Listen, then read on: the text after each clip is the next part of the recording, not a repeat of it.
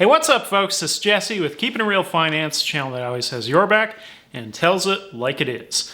Well, today's video is going to be a bit of a review on the Lichtenstein Crypto Assets Exchange, otherwise known as LCX. So, LCX has been making a bit of a push lately. The chart had a nice little spike. It got real popular there for a few minutes. It's been dipping a little bit since, but where could it go from here, right? We're going to be exploring that in this video.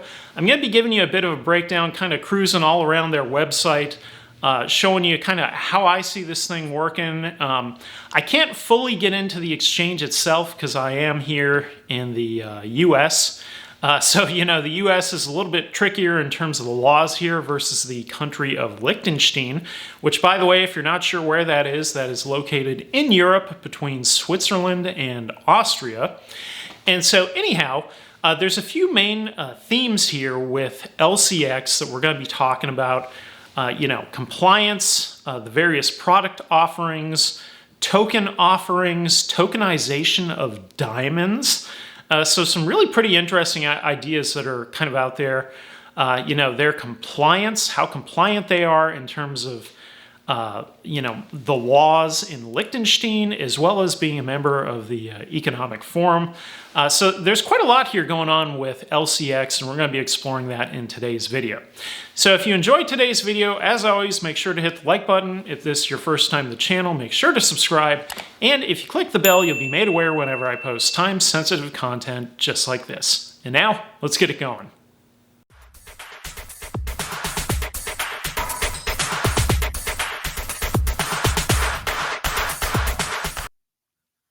Hey, what's up, everybody? Wanted to come back with you with a fresh video today on the Lichtenstein Exchange. This one goes by LCX, which stands for the Lichtenstein Crypto Assets Exchange. So I wanted to kind of take a quick look around here, see what this was all about, and then kind of wrap this thing up a little bit later on with some final thoughts on some takeaways here, all right? So first of all, you can find the Lichtenstein Exchange at lcx.com. It says here, digital asset revolution. The future will be tokenized, right? They have a really big emphasis here on tokenization as well as compliance, which is two pretty good things. And, you know, when you think about the future and you think about tokenization, you know, what can be tokenized, right? Pretty much anything in the physical world, if you really wanted to, you could probably figure out a way to tokenize it. So basically, a token is a derivative of some sort of a physical asset, let's say, okay? So scrolling down here a little bit, what are some of the things here that LCX offers? Well, first of all, they have the LCX Exchange, right? So a secure and regulated trading venue offering a range of digital currencies. Now, this particular exchange isn't live here where I'm located in the US. I'm, as far as I know, I don't think we can use it. Let me see here, because I'm pretty sure I tried to sign up for this at one point in the past, and I couldn't do it because I couldn't make it through the KYC. Okay. So anyhow, this is basically the exchange, though. So buy, sell, trade. It's an exchange, you know, like any other. You can trade, you can buy through pairs. In terms of the markets here, you know, here's some of the stuff that's got listed, like, for example, Floki ETH, right? So you could trade ETH and get Floki, LCX and Litecoin, Cardano and LCX, etc. So just some different trading pairs. Now, speaking of LCX, so LCX kind of went on a bit of a run recently, and it's kind of gotten on a lot of people's radars, right? So the LCX token, right? Now, the LCX token basically operates similar to most other centralized exchange tokens. Think, you know, BNB has their own centralized exchange token for Binance.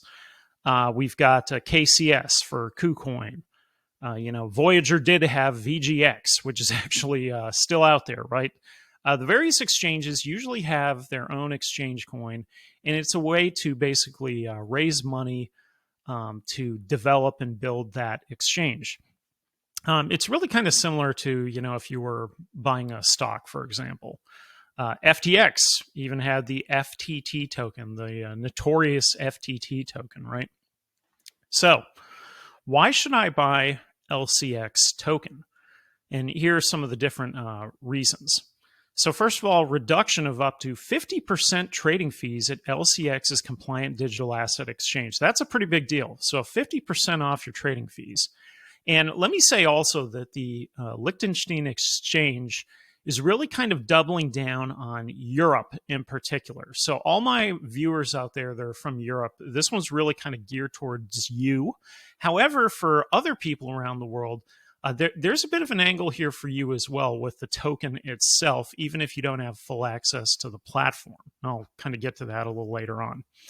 So we've also got the LCX DeFi terminal, so where you can get full access, including usage of our second layer DeFi protocol to enable limit orders on Uniswap. So that's pretty interesting. We have the LCX terminal, become a pro user and pay monthly fees of LCX terminal with LCX token. We have the LCX Vault, pay fees for LCX Vault and our crypto custody solutions. LCX Price Oracle, so pay fees in relation to LCX's regulated reference price services, which we provide as price service provider. That's a bit of a tongue twister. Token sales, you can pay fees in relation to token sales. And furthermore, companies and clients of LCX will have the ability to pay fees for listings, exchange membership fees, or token sale fees. So they really view the LCX token as a utility token in particular because it works all within this existing ecosystem. Now, some of the places where you can find it, this is kind of how it came onto my radar, is this coin is listed in Coinbase. So if you're here in the US, you can pick up LCX in Coinbase. You could also get it through Uniswap. It is listed on Kraken, another US-based company, as well as it's here on Liquid, okay? Now, they also have some tutorials, and then they've got a section here on security, right? This is another big angle of the Lichtenstein Crypto Assets Exchange, right? So mandatory email verification, transactions are secured by two-factor authentication. Wallet security, large proportion of your digital assets are kept in our offline air-gapped cold storage system. That's a really good thing, right? Try to prevent hacking if at all possible. It seems like just about every other day there's some project that gets hacked, and it's really hard to defend against every single angle possible, right? So this is a good thing here. They're cold storage, right? And it says here, only 10% of digital assets are stored in the hot wallet for day-to-day operations. So that's a good thing. Now, compliance and regulations. Now, this is kind of funny because some of this is simply repeating. It looks like a bit of a glitch in their website, but essentially it's a Liechtenstein-based company that undergoes regular audits conducted by the Financial Market Authority of Liechtenstein, okay? It's registered under the registration number 288159, Trusted Technology Service Provider, okay? Now, in terms of access control, multiple signature authorization to transfer cryptocurrency from our cold storage system, multiple signatories will be required. No single point of failure. All private keys are stored offsite and geographically distributed in monitored and access-controlled facilities. And remote access necessitates public key authentication via passwords saved on hardware tokens. So that's sort of the exchange angle here with LCX. Now, some of the other parts here on LCX. So we talked a little bit about the DEX part of it, right? This right here, the DEX aggregator, Fire Salamander, the most powerful DEX aggregator in the market. Basic swap, pro swap, limit orders, DeFi data across all major decentralized exchanges. So an aggregator is essentially putting all those decentralized exchanges together, right? Then they have the token sale platform. So platform for compliant token sales. That's an interesting insert there for compliant token sales, right? Initial coin offerings. Now, my note here on that is that here in the US, everything that I've read specific to the SEC and Gensler, right, our buddy, the people's champ, Gary Gensler, kind of use any token that has an ICO as being a security. Okay. So where this is different is for everybody else out there around the world who's in Europe, who's in Liechtenstein, who's in, Switzerland, Austria, the countries that are bordering Liechtenstein. That area of Europe, it's a little bit different for you, right? So in the US, we cannot, let me put it this way. The current laws do not address the initial coin offering. So it's up for SEC interpretation, which to date has not been a positive interpretation here in the US. But that doesn't mean this can't work in Europe, Asia, and elsewhere, right? So that's where the token sale part comes in. And Binance does a lot of these exact same things in the world version, not Binance US, right? Now, they've also got the Lichtenstein protocol, is interoperable blockchain standard enabling tokenization and security token offerings. And then this is a really interesting thing here, this diamonds, right? So tokenized diamonds. That is an interesting concept to me. So again, we're talking about a derivative of a real world asset, a diamond. So this is an NFT that is a tokenized version of a real world asset, a diamond. And they do that here as well with their NFT marketplace, specifically for tokenized diamonds and the TIA token. Really interesting idea there. Now, these are the kinds of things that being US based, we usually can't participate in these kinds of things, right? And I see these and I go, wow, that's kind of a, that's an interesting idea. As long as you can keep, if there's one thing I've learned here over 2022 is any kind of derivative has to be based on something of real value. And then that item of real value has to be there 1-to-1, right? Like this is the problem that everybody always brings up with Tether, right? Do they have the assets 1-to-1 with the USDT that they are issuing, right? 1-to-1 ratio. Going to FTX and their collapse, what happened was everything was kind of pegged on their own FTT token. And when Binance dumped it, everybody said, well, actually, there's no value here. And then the whole platform tanked, right? So in the case of something like these tokenized diamonds, you have to have the real asset there. And then basically you're selling a portion of this asset. So it's a really interesting way of kind of slicing up something that exists in the real world, giving it some value, putting it into the digital space, and then being there as something that you could hold, it could be a store of value, etc. So interesting idea there with the diamonds. That's something that's kind of new. And obviously, maybe the diamonds also kind of comes in through that Switzerland angle a little bit, right? Moving on from there. So, next generation digital asset exchange, compliant and regulated. This is one of the big things they talked about, that they have 8 blockchain registrations, right? And by the way, their office, the main office is in Zug, Switzerland. This is the Crypto Valley, as it's known, Zug, Switzerland. They've also got, I want to say there's an office in Chicago here in the US. And I think there was another one too, which we may find here in a second. But I'm just going to kind of scroll through some of this stuff and kind of recap, the little things I may have missed here. So by 2027, more than 8 trillion will be stored on blockchain networks. That's pretty interesting. And I saw the head here, Adrian, no, that's not him, Monty Metzger. There you go. I saw him talking on Twitter about this, that, he made a very good analogy where he said that blockchain will be to money what email was to letters. I thought that was pretty cool, right? It's basically a digital version of the letter. It's a million times more efficient. And look at how the world has changed since email has come out, since letters, right? Well, you think about blockchain, and it's the same kind of deal when you think about money, slow transactions. You can't transfer anything. We're still depositing paper checks, things like that. It takes 3 to 5 business days for a paper check to clear your bank. I mean, come on, I mean, this is like a joke that we're still doing things that way, right?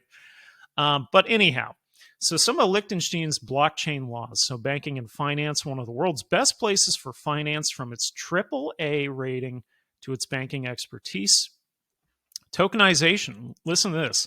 So legal clarity for security token offerings and tokenization assets. That's really interesting also. Legal clarity.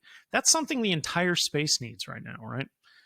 Security framework. So regulating custody and storage, issuance, and management of crypto assets.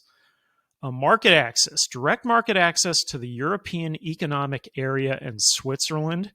Exchange license, possible registration and licensing for the token economy, trading and transferring of digital assets, and holistic approach that the Liechtenstein blockchain laws go much further than the blockchain legislation of other countries. That's pretty interesting too. That's the beauty of having a small country that, I would imagine that there's certain things they can probably get done pretty quick. And also, I want to say, when I looked up Liechtenstein, because I am not a Liechtenstein expert by any stretch, but I did see that it was a monarchy, right? So that they can make decisions there pretty quick, hopefully in a way that makes sense. Whereas, somewhere here like the US, we got a lot of cooks in this kitchen. So to get anything accomplished takes a long time, and usually whatever the result is isn't quite what anyone wanted. So anyhow, here we go to tokenize everything, right? So how LCX's infrastructure will be the basis for the future of digital assets. So pretty interesting, the advanced trading tools, token sale platform, security token offerings. We kind of covered all that stuff, the DEX salamander. Oh, we've also got, multiple news articles in here as well. Even stuff like this one here, relationship between Web3 and Chat GPT. That's interesting, right? So Web3 is the decentralized web. Chat GPT is obviously an AI interface that everybody is using right now, including myself. I use Chat GPT as well. So that's sort of the bulk here. Now, they've got a referral program. If you are on the Liechtenstein exchange, you can refer people in terms of all the different products. This is kind of all these things that we've sort of covered here already. The exchange, you can earn a Launchpad, the DEX, mobile, protocol, assets, Oracle, and Smart Order. There's a lot going on there. We're going to take a look at the About section real quick. So just kind of wanted to, comb through here a little bit as well. You kind of see that some of this stuff is a bit of a repeat. But basically, fintech company focusing on tokenization of assets, utility, security token offerings while being essentially compliant, right? It says here that they're a member of the World Economic Forum and had been named blockchain pioneer by the Blockchain Research Institute. So that's pretty cool as well, right? I really like this part. It all started on a napkin. How many ideas come out of a napkin, right? That actually get this far. I mean, that's pretty awesome. Hashtag napkin strategy, right? So here is the napkin with kind of the layout of everything for LCX. Disrupt, innovate, deliver. All good words, right? All those things matter. And it kind of sounds like something you would hear in corporate America here, except it wouldn't get anywhere because of our outdated laws. All the different things here. We talked about this, the LCX terminal, a sophisticated trading desk for managing complete crypto asset trading lifecycle across multiple platforms, asset management across fiat and crypto assets alike. We've got the exchange. We've got LCX protocol, talked about that. LCX Vault, institutional grade custodian solution with multi-signature programmable governance. And then LCX Bank, part of LCX's long-term vision, aiming to become a blockchain bank with a full bank license focused on corporate banking. Now, that's a genius idea, because corporate banking and blockchain, if you can make that happen, you could do very well, because, again, banks are all about the bottom line, right? They always have been. And if you have a way to make more money, to be more secure, to be more efficient, to have a larger offering to investors, why wouldn't a commercial bank want to do that if they could increase their bottom line overall? It's a no-brainer, right? So that was pretty cool. Some of their strategic partnerships, written down here. World Economic Forum, Ledger, Global Digital Finance. There's quite a few different partners there. Polkadot was listed earlier, as well as some others. Now, this is pretty interesting here. So this is the management team as well as some advisors. Now, the advisors gets pretty interesting, right? So Monty Metzger, he is the founder and executive chairman. And look at this. We have a director of North America, John Manella, right? That's pretty interesting. Some of the advisors here, the founder of Wikipedia, Jimmy Wales. How about that, right? Jimmy Wales is on the board here as an advisor for LCX. Some of the other ones, founder of Outblaze and Animoca, chairman at Invow Group, serial entrepreneur, thought leader, social entrepreneur, founder of Webbit Foundation. Pretty interesting overall in terms of the about. Now, I did want to take a look at LCX. We're going to look at it here on CoinMarketCap, as well as I'll take a look over on the chart on TradingView. But first of all, looking at it right now, it is number 311 in the top 500. Current market cap's right about $70 million. Fully diluted market cap, if all the coins were out there, would be about $91 million. So $70 million bucks. That's where this one stands right now. In terms of the all-time chart, here it is. You can see it's spiked in kind of fall of 2021. Had a nice little run up right there, about 48 cents or so. Right now, it's floating around about 9 cents, right? So from its all-time high, it could easily do a 5x to that and go well beyond this, as long as everything kind of keeps on humming along like it has been, right? Now, I want to, let's see, I think I've covered pretty much most of this stuff. Jimmy Wales, yep, that's a great name, by the way, Jimmy Wales. Yeah, we pretty much covered all this other stuff here. We covered the LCX token. Oh, I did want to show you the holders here. So currently where the holders stand is over 18,000. It's basically 18,111. Now, for anybody who follows my other videos, I look at these holders on different coins all the time. And, the long-term trend here is definitely very positive, right? So from January 1st, this thing went from 15 to 18. So it's already added roughly 3,000 holders so far this year. So it's kind of well on its way. Now, also in terms of the total holders here, the top 10 have 26%, top 20 36, top 50 50%. That's pretty well distributed, believe it or not. In most blockchain projects, the top 10 usually have like 90%. So there's a lot more distribution on this one. Now, in terms of a max supply, it does not show a max. It shows a total right now at 950 million, with currently 771 million LCX out there in the market. Now, if we cruise on over here, so here is the LCX chart with all of my various indicators turned on. You can see it kind of dipped down like everything else. Had a nice little run up right here where all of the EMAs flipped bullish. So this is the 200-day, the blue line, the 50-day, the green line, and the 20-day, the red line. They flipped bullish. It spiked up there, and now it's dipped a little bit along with the rest of the market dipping at the moment. Now, what's telling is when you look at the volume here, has there been any huge red selling bars? No. Really, there's just been a couple of big-time green spikes that have happened at different points in time. So that's a pretty good sign here. In terms of the RSI right now, it is oversold. In terms of the market cipher B, we do not show any kind of green dot yet, so it's kind of in this oversold, bit of a doldrum area. The green inflow here, these green lines, is the money inflow that happened basically from about late January all the way through early March. Right now it's a little bit below baseline, which means there's been some money outflow. So some people have been selling their portion, which is exactly what you saw in their HODLer wallets. All right. So anyhow, that's it for a pretty quick and easy review here of the LCX exchange.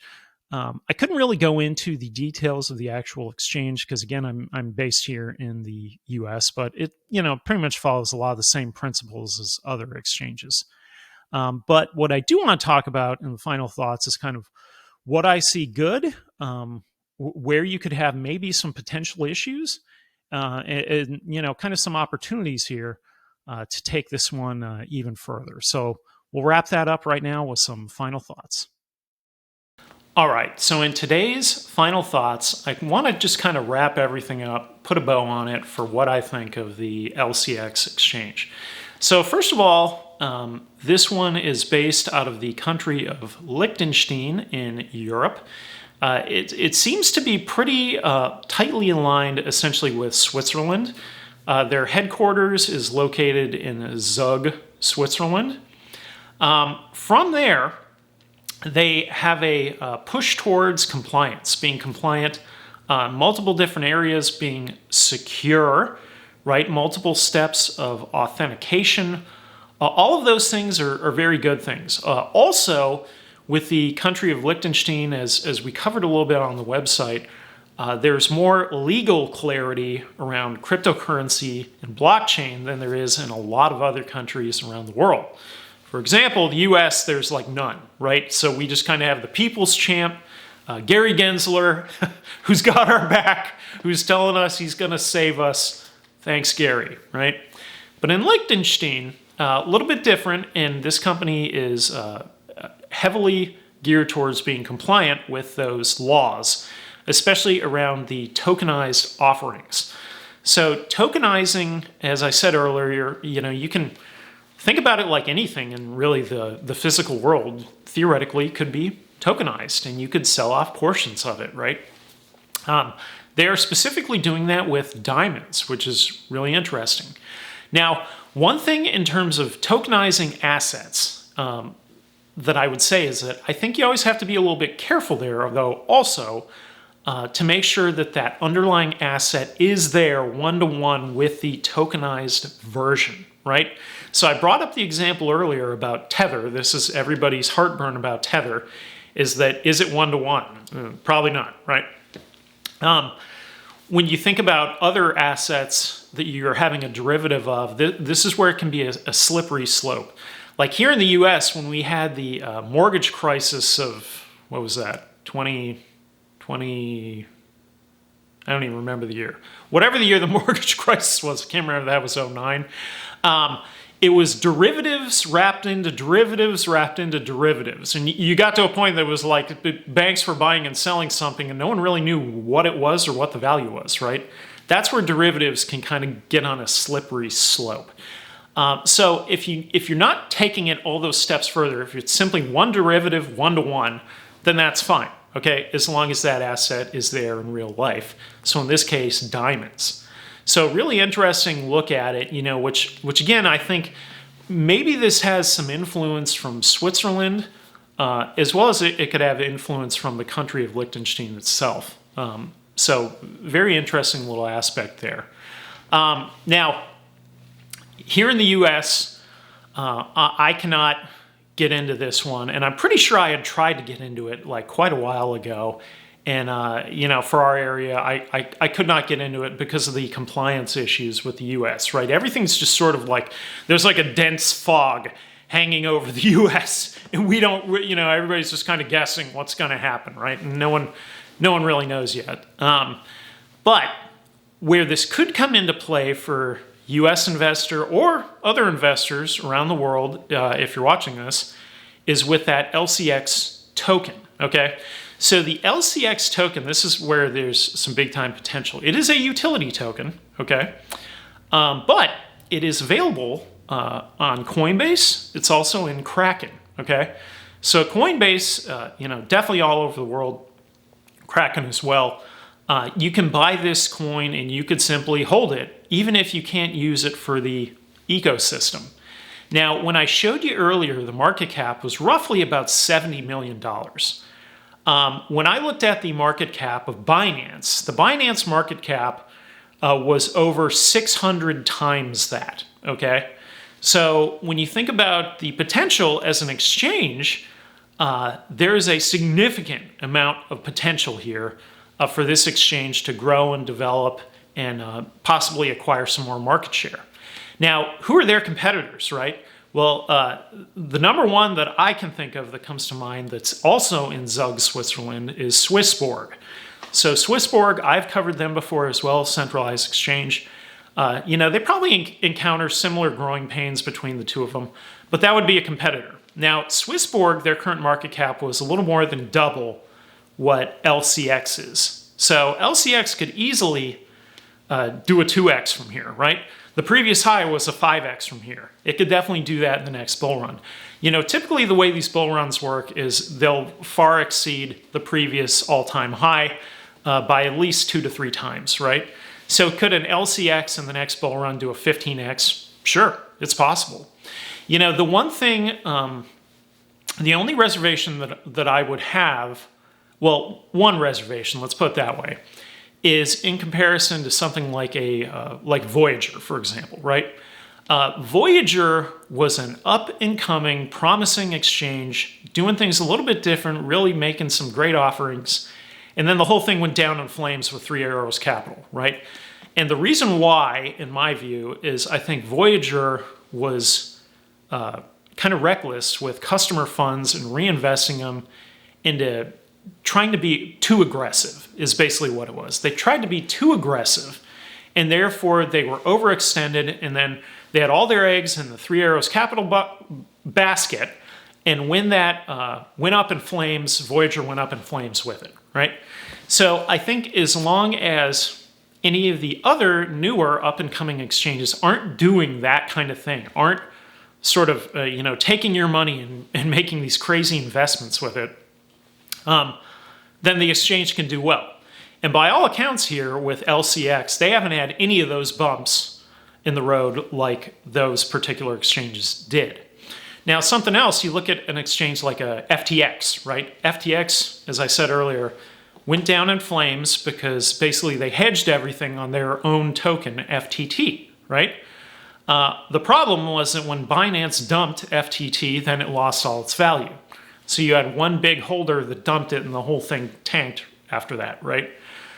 So there's always an inherent risk like that, especially with an up-and-coming exchange, that something like that could possibly happen. You never know. Now, overall, in 2022, it's really kind of defined by who mismanaged and who was managed properly. Now, LCX has been around since 2018. It weathered the storm of 2022, and it's still standing here, right? So that tells you something. It also tells you the compliance with the laws in Lichtenstein and the legal clarity and the various offerings that they have. So overall here, by all accounts, this seems like a pretty good exchange, especially for my viewers in Europe. Definitely, give it a spin, see what you think. I did read a few comments of, some of those growing pains that I remember from Voyager of like, the traffic gets too high, the website goes offline, right? I read one of them like that on LCX. So I could totally see that happening. If you think about it like this, there's only so many users can get through the same pipe, right? So you need a bigger pipe, but you can't just put in a bigger pipe. That takes significant infrastructure to build that, and you steadily have to, as they would say, level up over time to get that bigger pipe. That was the same kind of thing that Voyager was working on, was making it so the website would never go down when they had a high amount of volume. And I think that it looks like some of those same growing pains could be happening as well with LCX. So overall, I think there's a lot of good things here going for LCX. I like where it's located. I like all the different offerings they have, numerous different products, whether it's centralized, decentralized, the token offering, the ICO. The ICO part really isn't compatible with here in the US because of our current SEC and our outdated laws. But could it be compatible over there and in Europe? Sure it could, right? They've tried to do everything they can to stay compliant. You know, the big problem here in the US is that all the exchanges are going, I want to be compliant, tell me how. And neither the SEC, Congress, nobody tells them how. They simply go, you did it wrong. Great, right? That's kind of like the lawsuit against XRP. Same thing, you know. That's just sort of what they keep doing here. And so ultimately, with LCX, there's definitely some good potential. 50% off trading fees is a great deal just for holding the coin. That should go up in value as long as this company is managed properly and they're not overly leveraged or extended in any high-risk position one way or the other, right? That's really what it comes down to, is the management of these up-and-coming exchanges. And is the management doing the right thing? You know, I look at an exchange like, for example, one like maybe KuCoin. KuCoin, if you follow KuCoin and their white paper and everything they're trying to do, they're like Binance's little brother. Like they try to follow Binance to a T in everything that they do, right? In terms of LCX, you know, might they more tightly align with like a Swiss board? Sure. You know, there's definitely other exchanges that are out there as well. And so really it just comes down to, do they ever participate in a high-risk situation? Now, I haven't seen anything that says they do anything like that. Also, like I said, they weathered the storm of 2022 just fine. They weren't tied into, you know, any of these companies that went down in flames, whether they were tied to Luna, the Luna collapse, you know, etc. Right? So overall, a lot of good things here. I'm interested to see where it goes in the future, how they stay compliant, how they expand through Europe. I know in the video I saw on their Twitter page, they said they were doubling down on Europe. I could definitely see that. So just in terms of where they are right now, growth in Europe alone, they could easily significantly increase the value of this company from $70 million. Okay, like I said, when you compare this one to Binance, it would have to do an over 600x just to get to Binance's level. So there's more than enough room for growth, even just in Europe. All right, so that's it for today's video. Hope you enjoyed it. If you did, make sure to hit the like button. Don't forget that I'm also on Twitter at KIR Finance, where you can find me tweeting and retweeting, so check me out there. You can click the QR code here. It takes you to my website where I got my financial blog, I got the merch shop, I got the Patreon, all that good stuff, so over there. And lastly, for a friendly reminder, this is Jesse with Keeping It Real Finance, channel that always says your back, tells it like it is, and I will see you on the next one. Later.